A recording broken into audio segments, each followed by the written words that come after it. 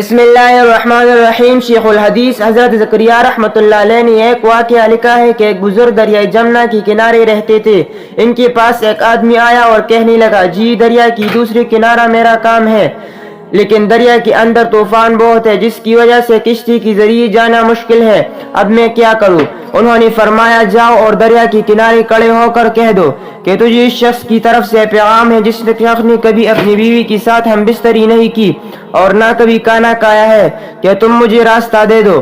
اب وہ بندہ تو یہ سن کر چلا گیا اور جا کر دریا کو وہی پیغام دیا۔ دریا کی تاریانی کم ہو گئی اور اس شخص نے آرام سے دریا پار کر لیا۔ ادھر بیوی صاحبہ نے بھی شوہر کی یہ بات سن لی تھی اور ماشاءاللہ 7 بچی بھی تھی۔ وہ بڑی تلملائی کہ یہ عجیب ہے، مجھے رسوا کر رہا ہے۔ وہ بزرگ جب اپنے گھر میں آئے تو وہ آگے اسی سے بری بیٹی تھی، کہنے لگی کہ یہ جو تو کا کر موٹا ہو رہا ہے اس کو تو جان اور تیرا خدا، لیکن یہ بتا کہ تو نے میرے ساتھ کبھی ملاقات نہیں کی تو یہ 7 بچے کہاں سے ہو گئے؟ اس پر انہوں نے اس کو وضاحت کے ساتھ بات سمجھائی کہ دیکھ، میں نے جب بھی کھانا کھایا ہمیشہ اس نیت سے کھایا کہ اللہ رب العزت کے محبوب نے فرمایا کہ تیری جان کا تجھ پر حق ہے، اس لیے اپنی جان کا حق ادا کرنے کے لیے کھانا کھایا، نفس کی لذت کی وجہ سے کبھی نہیں کھایا۔